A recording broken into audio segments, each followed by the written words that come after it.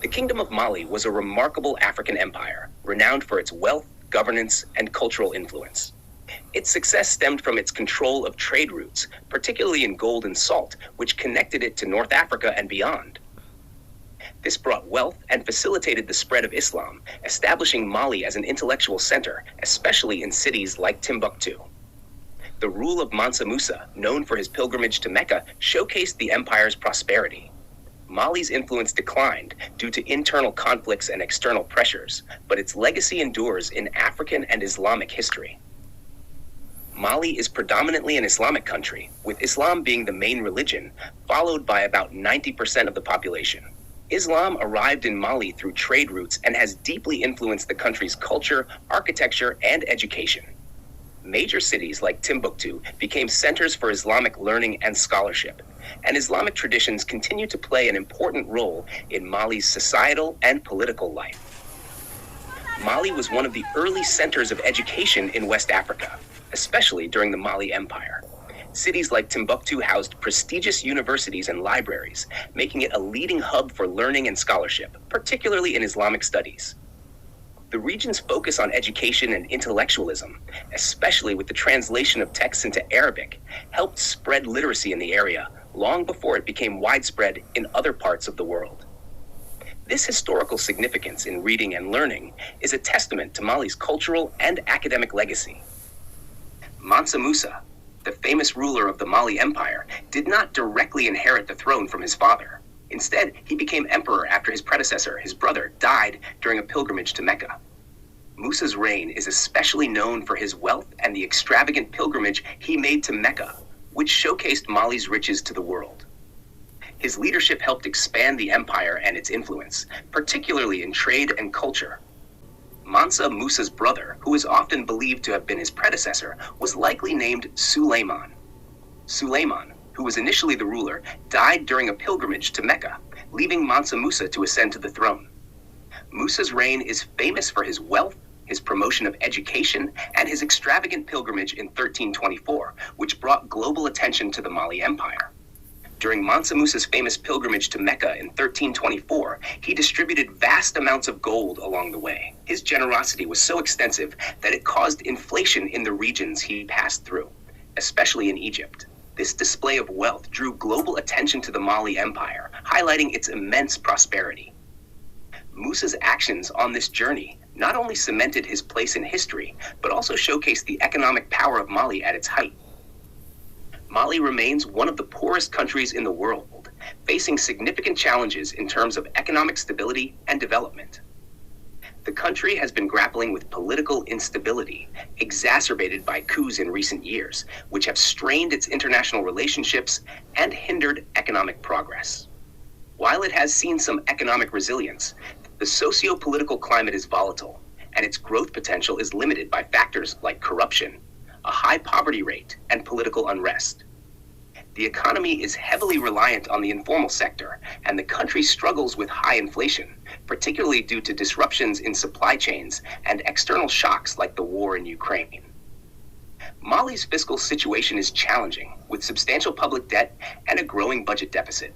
However, international organizations like the IMF are working with the government on reforms aimed at improving fiscal stability and social protections for the vulnerable. Overall, Mali faces a complex mix of obstacles, including fragility in governance, corruption, and a young, rapidly growing population.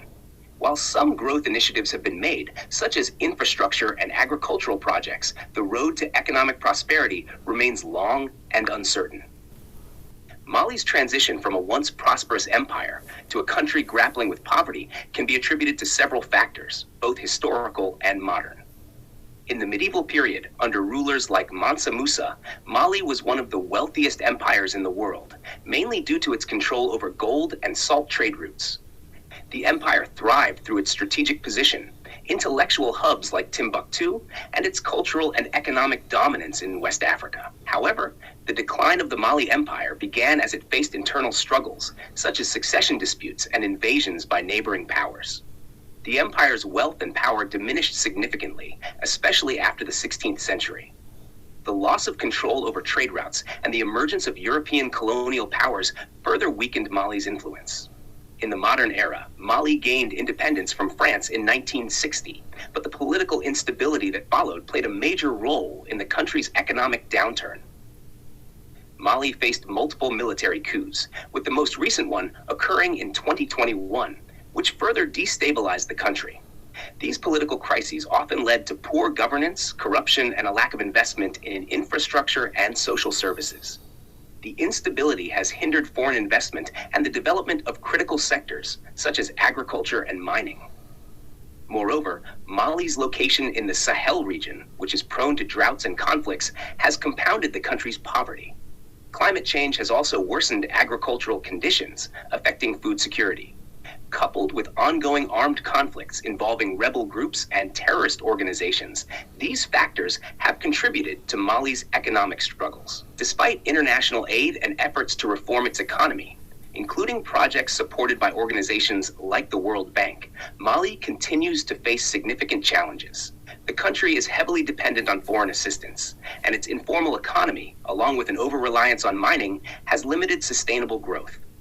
Mali's colonization by France began in the late 19th century, during the period known as the Scramble for Africa, when European powers divided up large parts of the African continent for exploitation. France took control of the region, which was then part of a larger area known as French Sudan in the 1890s.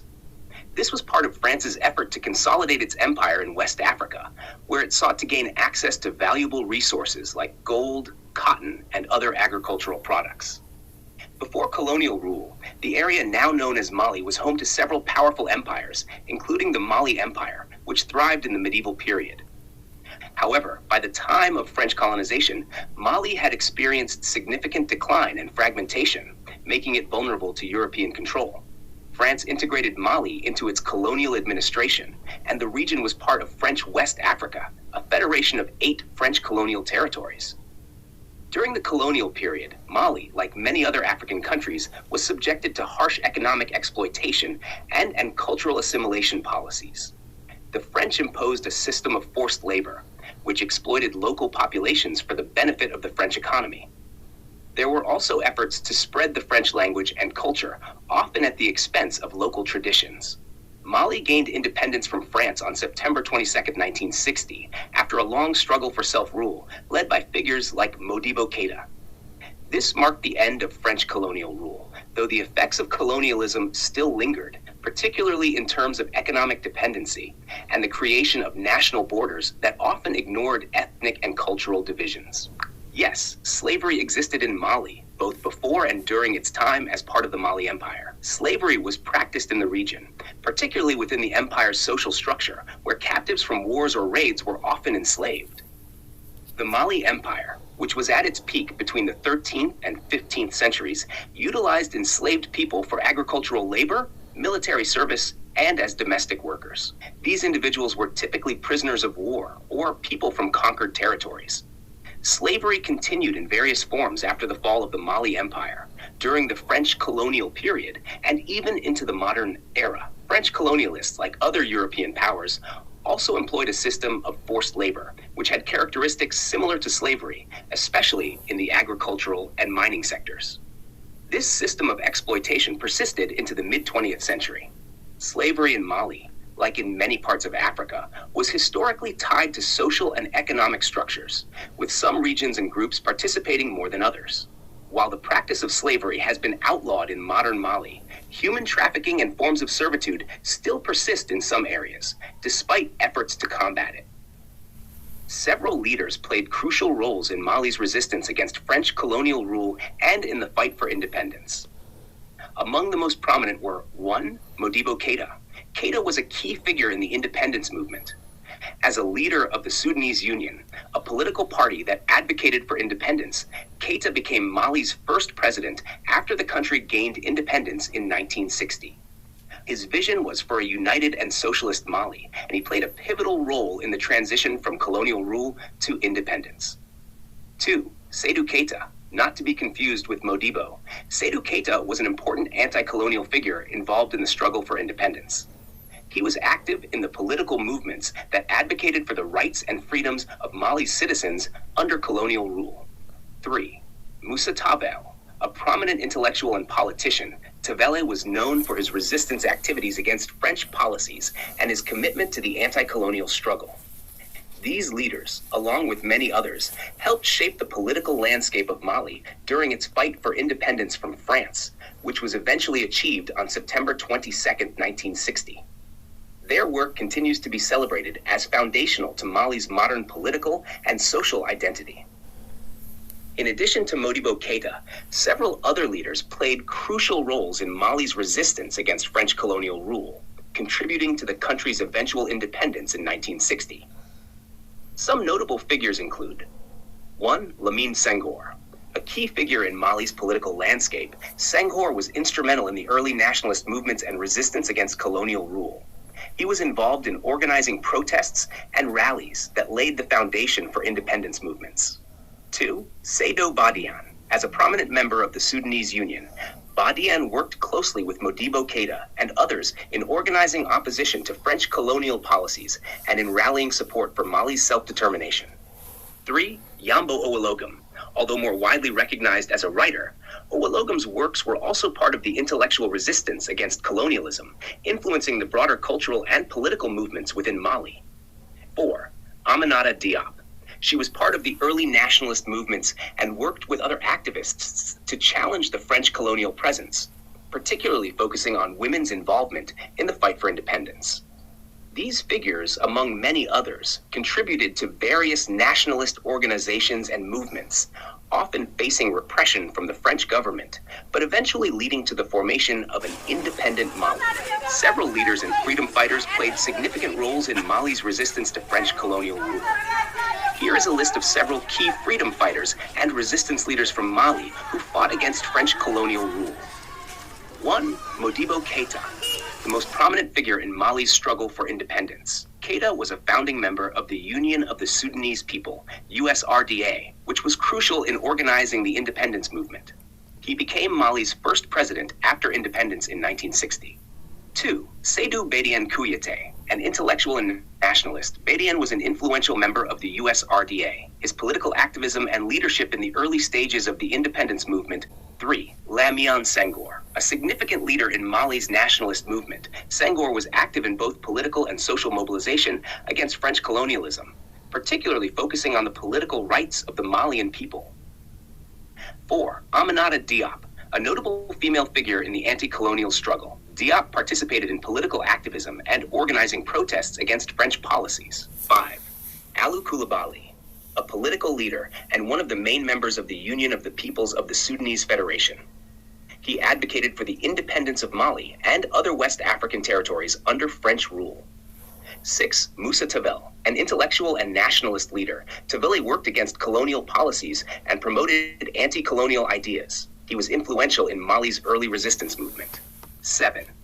Tiakoro Sissoko, an influential figure in Mali's rural political movements. Sissoko was involved in organizing resistance to French rule among the peasantry, particularly in the agricultural sector. 8. Amadou Hampâté Bâ. Although more widely recognized for his work in anthropology and preserving African oral traditions, Hampâté Bâ was also involved in the anti-colonial intellectual movement. His writings helped inspire nationalist thought across West Africa. These figures, among others, contributed to the mobilization and eventual independence of Mali, using a combination of intellectual activism, grassroots organizing, and political leadership to challenge colonial domination. Their efforts were key in the broader struggle for self-determination across French West Africa. Mali, like many African regions, did not willingly allow French colonization. The process of French control over Mali was marked by military conquest, exploitation, and manipulation. Several factors contributed to the eventual takeover by France, many of which were part of the broader dynamics of European imperialism during the 19th century. 1. Weakening of the Mali Empire.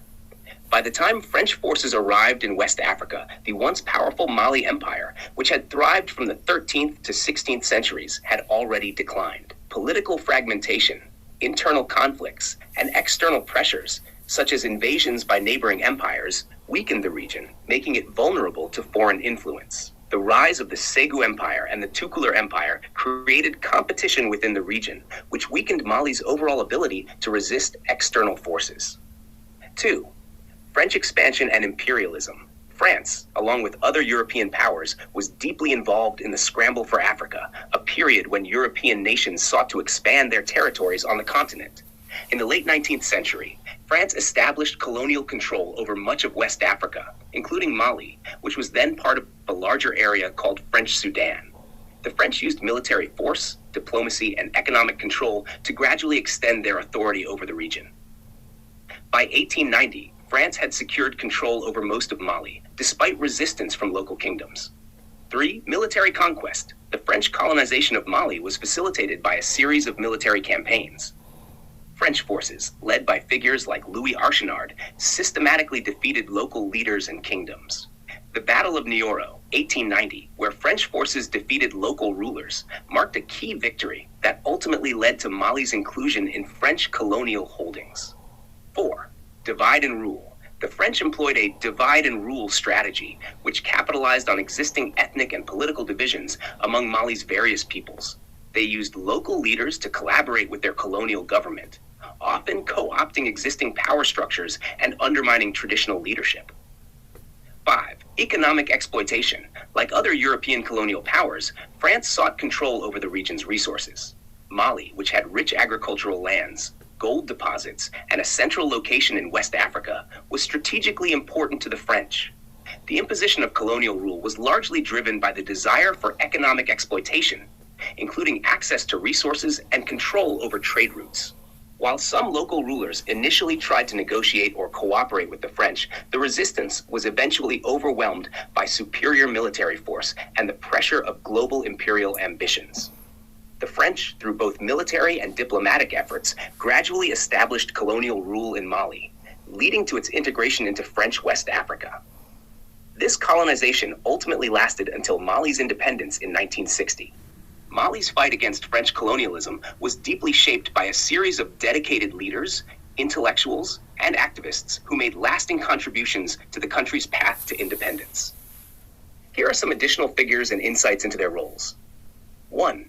Modibo Keïta. As one of the most pivotal leaders, Keïta was the founder of the Sudanese Union, African Democratic Rally, USRDA, which became the central political party advocating for Mali's independence.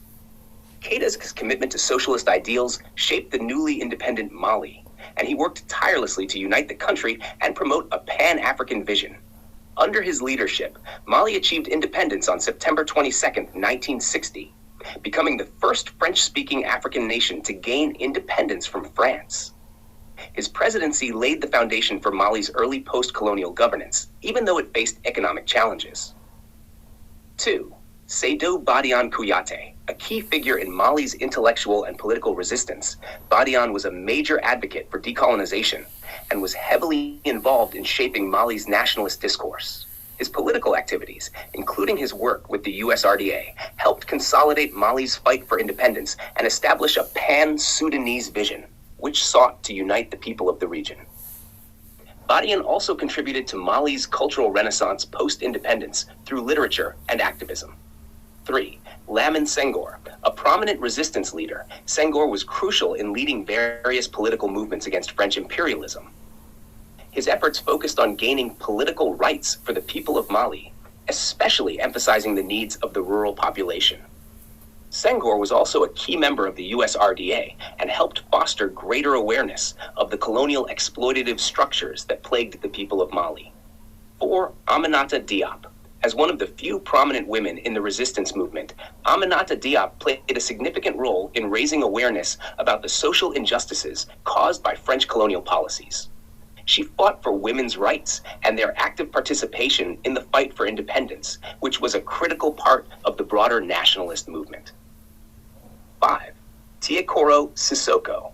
Sissoko's work was mainly in the countryside, where he helped mobilize peasants and agricultural workers against the exploitative practices of the French colonial system.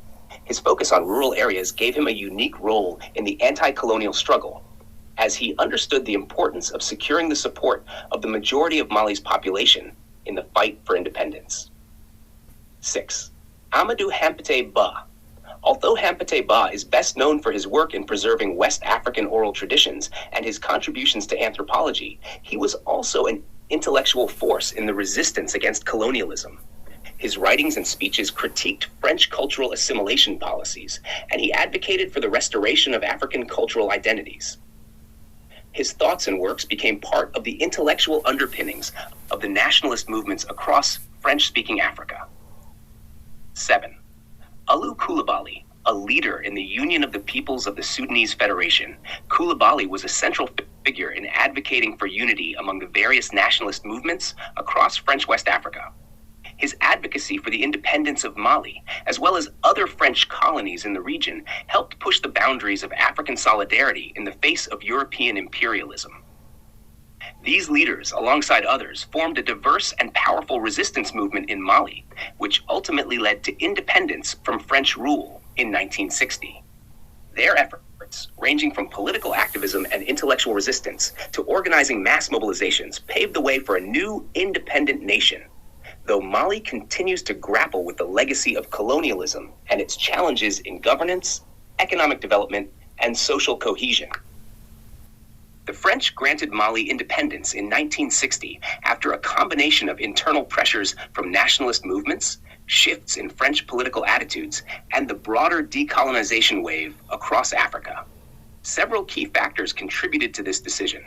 1. Nationalist movements. From the 1940s onward, nationalist movements in French West Africa, including Mali, then known as French Sudan, gained significant momentum. The Sudanese Union, African Democratic Rally, USRDA, led by Modibo Keïta, was a major force advocating for independence. These movements were increasingly vocal in demanding self-determination and challenging colonial rule. This grassroots resistance made colonial governance increasingly difficult and expensive for the French. 2. French political shifts. After World War II, France underwent significant political changes, especially with the establishment of the Fourth Republic in 1946. The new French government was more open to addressing the demands of its colonies, and many French politicians began to recognize that maintaining colonies was becoming both morally and politically untenable. Following the end of World War II, France was focused on rebuilding its economy, and it recognized that its colonial empire was no longer an asset, but a growing liability. 3. Decolonization pressure. The post-war period saw a global wave of decolonization, particularly after World War II. Other African nations, such as Ghana in 1957, gained independence, setting a precedent for the rest of the continent. This pressure for self-rule was further heightened by global changes, including the influence of the United Nations and the broader Cold War context, where both the US and the Soviet Union pushed for the end of colonialism to align with their ideological stances. 4. The French community and Malian negotiations. Initially, Mali was granted autonomy within the French community, a federation created by French President Charles de Gaulle in 1958.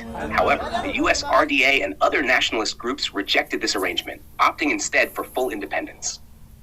In response to the increasing demand for self-rule, France eventually agreed to grant Mali full independence on September 22, 1960. 5. Internal and external pressure. France was also dealing with multiple challenges across its empire, including conflicts in Algeria, where the War for Independence 1954 to 1962 severely strained French resources. The crisis in Algeria highlighted the difficulties of maintaining control over distant colonies, accelerating the decolonization process. In Mali, local leaders and the broader population were determined to assert their independence, contributing to France's decision. Thus, Mali's independence came about as a combination of strong local movements, changing French policies, and the broader wave of African decolonization. This was a time when France, recognizing the inevitability of change, opted to peacefully transfer power in many of its African colonies, including Mali. There were several instances of resistance and rebellion against French colonial rule in Mali, then part of French Sudan, prior to the country's independence in 1960. 1. The Bambara resistance. The Bambara people, who lived in the central part of what is now Mali, were particularly resistant to French colonization. Starting in the late 19th century, the French launched military campaigns to suppress the Bambara kingdoms, including the powerful kingdom of Ségou. The most notable figure in this resistance was Bitan Coulibaly, the ruler of Ségou, who initially fought against the French encroachment.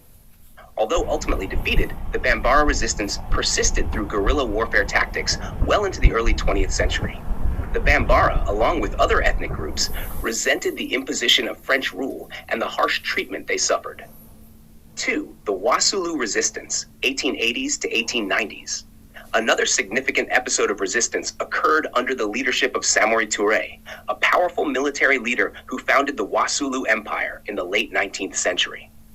Touré's forces waged a protracted war against the French for almost 20 years, resisting French attempts to control the region. Though he was eventually captured in 1898 and exiled to Gabon, his resistance inspired generations of Malians to resist French rule. His efforts are remembered as a symbol of national pride and defiance against imperialism. 3. The Sudanese Union, African Democratic Rally, USRDA. While not a military rebellion, the USRDA, led by Modibo Keïta, was one of the most significant political movements against French colonial rule. Established in 1946, the USRDA advocated for autonomy and independence for French Sudan and the broader region. The movement staged strikes, protests, and political campaigns to challenge colonial rule and demand independence. Their resistance was nonviolent, but highly effective, as it mobilized masses of people against French control. 4. Labor strikes and protests. In the 1940s and 1950s, French Sudan saw a wave of labor strikes and protests, often fueled by dissatisfaction with French economic policies, such as forced labor and the exploitation of local resources. These protests, while not organized as traditional rebel wars, were crucial forms of resistance that increased pressure on the French colonial government. While Mali did not experience large-scale conventional rebel wars in the way that Algeria did, these forms of resistance, whether led by individual military leaders like Samori Touré or organized political movements like the USRDA, were crucial in the eventual decolonization of the region. They demonstrated both the military and political determination of the people of Mali to achieve self-rule. The Berlin Conference of 1884 to 1885 was a crucial moment in the history of European colonialism in Africa. Convened by German Chancellor Otto von Bismarck in Berlin, the conference aimed to establish ground rules for the European powers to divide and colonize Africa. The conference was attended by representatives from 14 European nations, including Germany, Britain, France, Portugal, Belgium, and others. No African leaders were invited to the event, and the outcome disregarded the sovereignty and cultures of African peoples. The key points of the Berlin Conference were the partitioning of Africa. The European powers agreed on dividing Africa into territories with clear borders for each nation. The goal was to avoid conflicts between European powers as they expanded their colonial holdings in Africa. The principle of effective occupation. This rule required European nations to establish a physical presence and effective control in the regions they claimed, which justified military occupation and the suppression of local resistance, leading to long-lasting conflicts. It intensified the scramble for Africa, where European countries competed to acquire colonies, often using violent means to suppress indigenous populations. It contributed to the colonization of Mali by France and many other African regions, laying the groundwork for the exploitation of Africa's resources and people under European rule. The conference symbolized the height of European imperialism, and its legacy continues to shape the political and social landscapes of Africa today. The Berlin Conference of 1884 to 1885, which regulated European colonization and trade in Africa, was attended by representatives from 14 countries. These nations were 1. Germany, host and organizer; 2. France; 3. United Kingdom, Britain; 4. Portugal; 5. Belgium; 6. Italy; 7. Spain; 8. Netherlands; 9. Denmark; 10. Sweden, Norway; 11. Russia; 12. Austria-Hungary, Turkey, Ottoman Empire; 14. United States, attended as an observer, but did not participate actively in territorial claims. The conference aimed to resolve conflicts over imperial claims and establish guidelines for the orderly division of Africa. The absence of African representation and the disregard for indigenous borders and governance systems created lasting consequences for African political and social landscapes.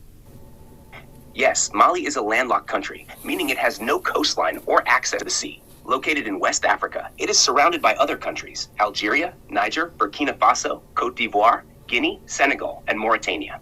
Being landlocked poses challenges for Mali's economy, especially in trade, as it must rely on neighboring countries for access to ports and international shipping routes.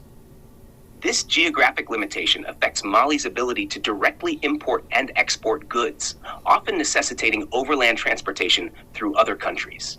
Thanks for watching. If you enjoyed the video, please give it a thumbs up, subscribe for more content, and leave a comment below. See you next time.